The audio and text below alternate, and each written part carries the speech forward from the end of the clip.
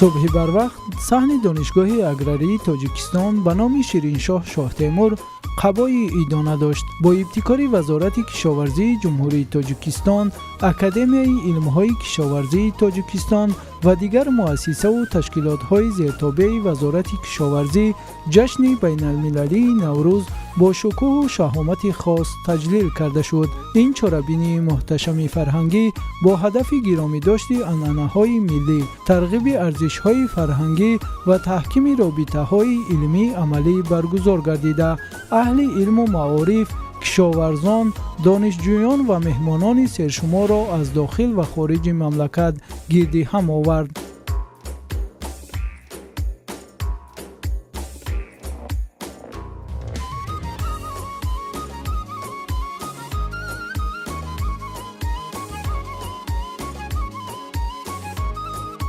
چون همه سال امسال نیز در صحن دانشگاه اگراری تاجیکستان به نام شیرینشاه شاه تیمور فضای دانه حکم فرماست. با ابتکار وزارت کشاورزی جمهوری تاجیکستان، اکادمیای کشاورزی جمهوری تاجیکستان و ساختار و زیرساختارهای آن، جشن بین‌المللی نوروز با یک شکوه و شهامت خاص تجلیل کرده می شود.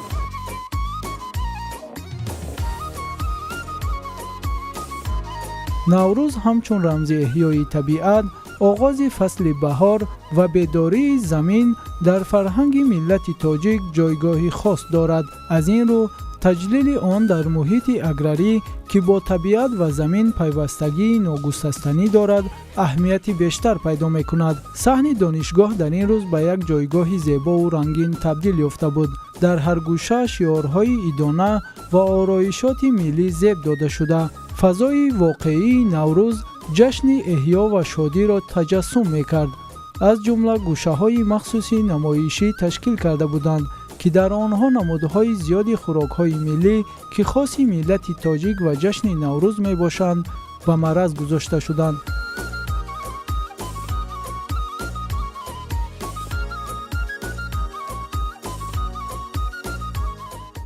امروز در سراسر تاجیکستان نوروز است. تاجیکستان عموما وطن نوروز است و بینید که احیا شوی طبیعت در این روز اصلا طبیعت از نو احیا می شود و نوروز از جهت فلسفی این است که ما باید در هر یک نوروز حسابات دیم که از نوروز تا به نوروز دیگر کدام کارها رو به سامان رسوندیم و در فصل بهار انسان هم مثل همین طبیعت از نو احیا می گردد. یعنی در فصل نوروز بهاران همین زیبایی ها دال و درختان سبز و طبیعت سبزگونه که شب روز برابر می شود به انسان الهام می بخشد. در طبیعت ما تمامی موجودات روی زمین همین نوروز رو استقبال می گیرد. نوروز امسال ما که نوروز بین المللی است با تشبث و اقدامات بی‌واسطه پیشوای معظم ملت از نو احیا گردیده است. بینید و در دنیا از خود سازمان ملل متحد پیشوای معظم ملت محترم امام رحمان ابراز داشتند که نوروز همیشه پیوندی دارد انسان با طبیعت و با رشد انسان در این سال.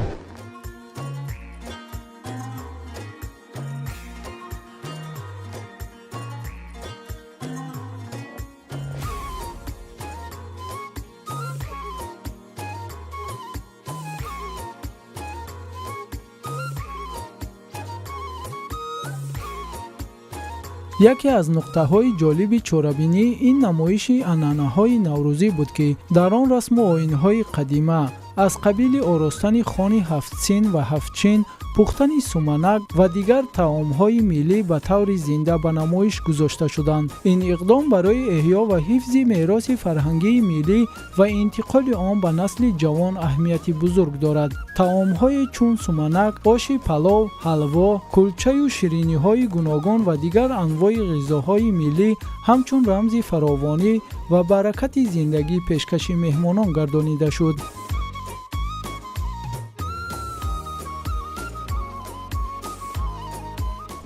طبق بعضی سرچشمه‌های تاریخی نوروز تاریخ 6000 ساله زیاد داشته. از روی بعضی معلومات‌ها این اجدادان و نیاگان ما 90 روز رو در یک سال جشن می‌گرفتند نوروز. این است که ماند نوروز آدم روزی 90 در سال بود اول یک روزش بخیر آسایش غم نیستیم. یعنی انسانیت در طبیعت چقدری که مهنت میکند با رسیدن فصل بهار برای خوش و خرسندی و هستی زندگیش همین نوروز را آفریده است. نوروز به یگان دین و مذهب، به یگان رسم و بیگانگان مناسب نیست. این فقط بیداری طبیعت که نیاگان ما برابرشوی شب روز را در مدت من 6000 سال پیش معین کردن و به انسانیت پیشکش کردن.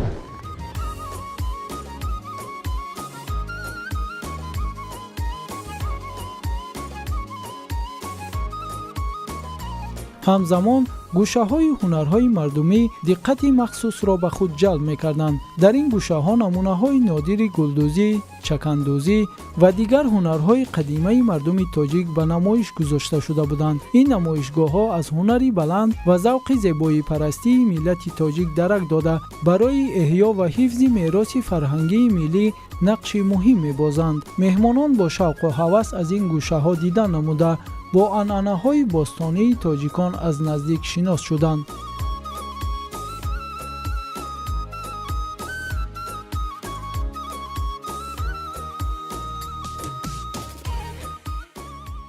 طوری که می‌بینیم در اینجا تمام اون طعام‌ها، خوراک‌ها، تمام اون چیزی که مردم یعنی که هنرهای مردمی هست با مانند این چی لباس پوشی عنعنوی و چی اون خوراک‌هایی که در اینجا در میز افروخته شدن ما دیده میتوانیم. این هست هفتچین که در اساساً در اونجا تمام هفت نمودی چیز با خود خاص یعنی که معنی دارد در اینجا آرو گشته است و مردم تاجیک امروز در تمام منطقه جمهوری تاجیکستان این رو با یک جشن فرخنده، با یک پیشنودی، با یک خرسندی یعنی که جشن گرفته شده است. این هم یکی از نشانه‌هایی که شب و روز برابر شدند و این هم یک نشان برای دهقان است که باید که ما از همین فرصت استفاده برده برای پیشروی ساحه کشاورزی برای تامین کردن عضوخواری یعنی که با تمام اون اصول‌ها و تکنولوژی که نوی که وجود دارد با تمام اون استفاده برده برای پیشروی برای استفاده از اون اصول‌های نو، استفاده از نوهای نو، استفاده از کارکرد نو استحصال برای پیشرفت ساحه کشاورزی باید که ما سهم خود را گذاریم.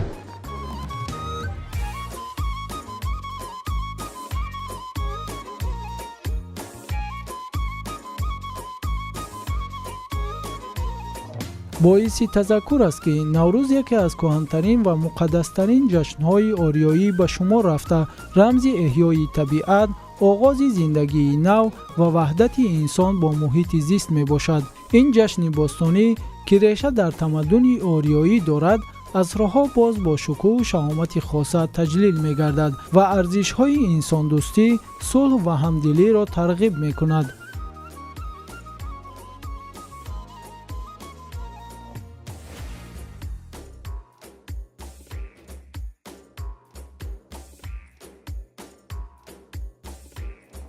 با تلاش و تشبس‌های پیوسته پرزیدنت جمهوری تاجیکستان پیشوای ملت محترم امامعلی رحمان نوروز مقام بین المللی کسب نموده از جانب مجمع عمومی سازمان ملل متحد همچون جشن جهانی اعتراف گردید. این اقدام باعث شد که نوروز نه تنها همچون میراث فرهنگی تاجیکان بلکه همچون ارزش عمومی بشری معرفی گردد. امروزها نوروز در کشورهای گوناگون حوزه آن با شکوه و شهامت خاص تجلیل کرده می شود. در هر یک کشور نوابسته از فرقیت‌های فرهنگی نوروز همچون رمز دوستی، احیا و همبستگی پذیرفته شده مردم آن را با عنعنه‌های خاص ملی جشن می گیرند.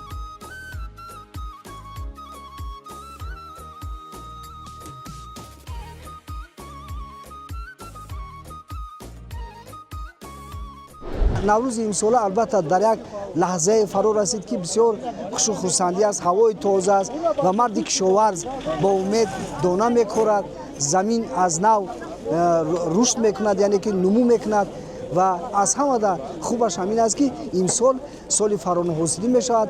аз рӯи тақвиме ки абурайҳон берунӣ пешниҳод кардааст, имсола баҳори бисёр хушпай аст, хушлаззат аст. яъне наврӯзи имсола наврӯзи фарухпай аст. тамоми ҳосилоту дигар коркарде ки кишоварз мекунад фаровонӣ мешавад ва яъне ки пешомадҳои хуб дорад. ва ман ҳамчун як адиб мехоҳам ки ҳамеша дар фазои мо сулҳу амонӣ бошад, тинҷӣ бошад, оромӣ бошад ва баҳор, пайғоми баҳор ин пайғоми ваҳдату некуаҳволӣ аст, ваҳдату ягонагӣ аст. дар ин ҷашни бузург меҳмонон аз дохил ва хориҷи кишвар аз ҷумла намояндагон аз ҳавзаҳои наврӯзӣ низ иштирок доштанд. ҳузури меҳмонони хориҷӣ ба чорабинӣ шукӯҳи байналмилалӣ бахшида, аҳамияти наврӯзро ҳамчун ҷашни умумибашарӣ боз ҳам равшантар намуд. онҳо аз ҳадди баланди ташкил ва мазмуну муҳтавои бои чорабинӣ изҳори қаноатмандӣ намуда, саҳми Тоҷикистонро дар ҳифз ва тарғиби ин ҷашни бостонӣ баланд арзёбӣ карданд.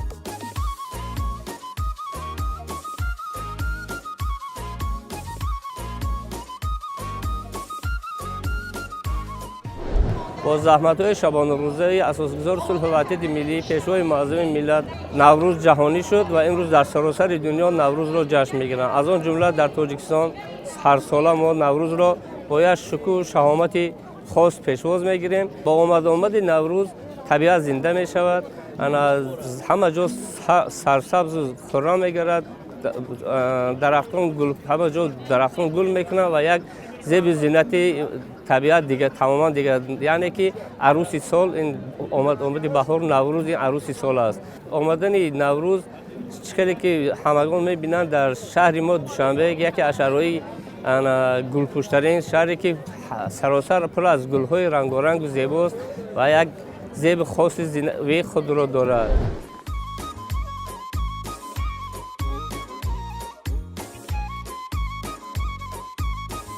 саҳми омӯзгорону донишҷӯёни донишгоҳ дар баргузории чунин чорабинии бошукӯҳ ба соназаррас буд. онҳо дар омода намудани гӯшаҳои намоишӣ, роҳандозии барномаҳои илмӣ ва фарҳангӣ, инчунин дар тарбияи донишҷӯён дар рӯҳияи эҳтиром ва арзишҳои миллӣ нақши калидӣ бозиданд.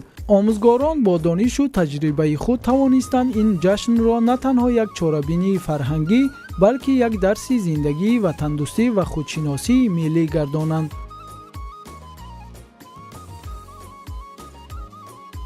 донишҷӯён низ дар ин чорабинӣ фаъолона иштирок намуда, бо ташаббус ва эҷодкории худ ба ҷашн ҳусни дигар бахшиданд.